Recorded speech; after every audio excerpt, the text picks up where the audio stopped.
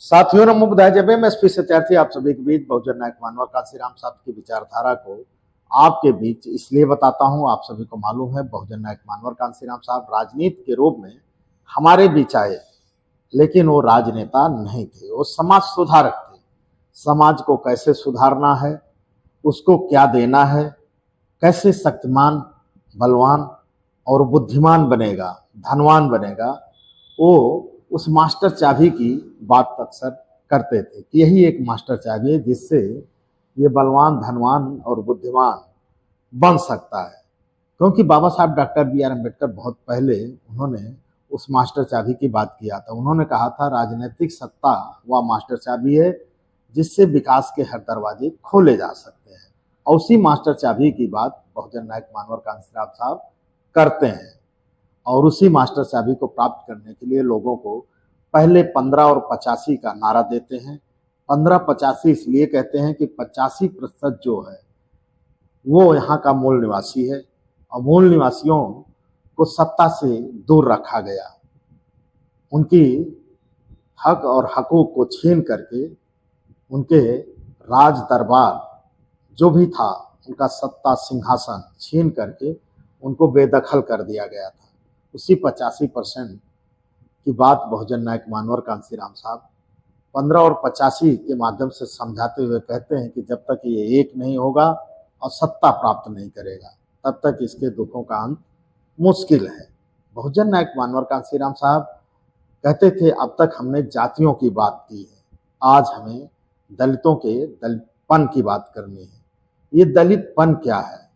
दलितपन मतलब दलित शब्द दबाया, सताया, कुचला, यानी जिसका इतिहास दबा दिया गया हो, जिनके हक अधिकारों पे डाका डाला गया हो, इंसान उन्हें मानने से स्वीकार नहीं किया गया हो, ऐसे लोगों को दलितपन कहा जाता है, दलित बोला जाता है। ये मनवादी मीडिया के द्वारा दिया हुआ एक शब्द है दलित। दलित का मतलब आप सभी समझ गए होंगे 85% पे, लेकिन ओबीसी समाज जैसे बहुजन नायक मानवर कांसीराम साहब ओबीसी को यूनाइट करते हैं, वैसे ही उनको छोड़ करके जो मनवादी मीडिया है वो एससी को सिर्फ दलित बोलती है।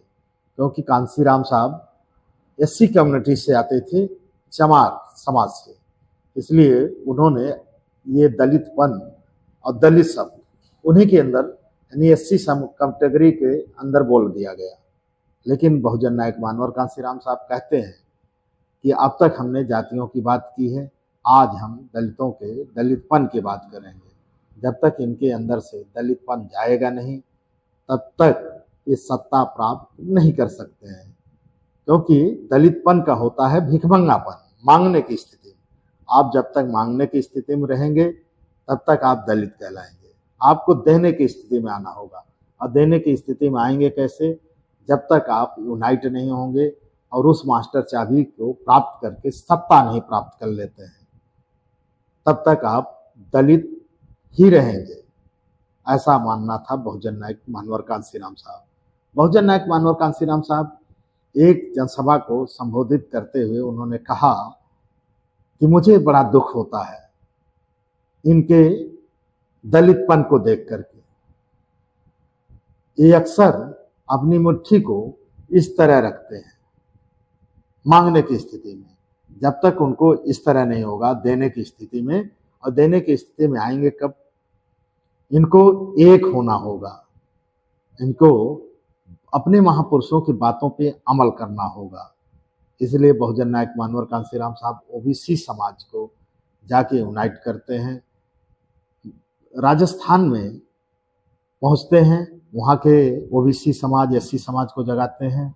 हरियाणा में पहुंचते हैं चौटाला जी को, बिहार में पहुंचते हैं लालू जी को, और उत्तर प्रदेश में मुलायम, और भी कई ऐसे बड़े बड़े लीडर हैं, शरद यादव वगैरह, ऐसे लोगों को जगाते हैं। और लोग जगते भी हैं। उस समय वो दौर था, लोग समझ रहे थे बहुजन नायक मानवर कांसीराम सच्चे नेता थे, उनकी बातों को लोग अमल करते थे, और वो लोगों को कहते थे कि आप राजनीतिक सत्ता की मास्टर चाबी हासिल करो, तभी आपके दुखों, आपके समाज के दुखों की मुक्ति संभव है। ऐसा मानना था बहुजन नायक मानवर कांसीराम साहब। वो समाज सुधारक थे, क्योंकि समाज की दशा और दुर्दशा तभी बदली जा सकती जब आप सत्ता में आएंगे।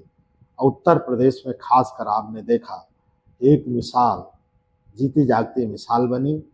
उत्तर प्रदेश को देखते हुए कई प्रदेश जो है इस बहुजन नायक मानवर कांसीराम के फार्मूले को लागू किया और यूनाइट होने लगे। तो साथियों, बहुजन नायक मानवर कांसीराम साहब को कोर्ट से है नंदन वंदन अभिनंदन। ऐसे ही लीडरों की समाज में सख्त जरूरत है। बाकी मैं बाद में बात करूंगा। नमो बुद्धाय, जय भीम, संविधान जिंदाबाद, बहुजन नायक मानवर कांसीराम साहब अमर रहे।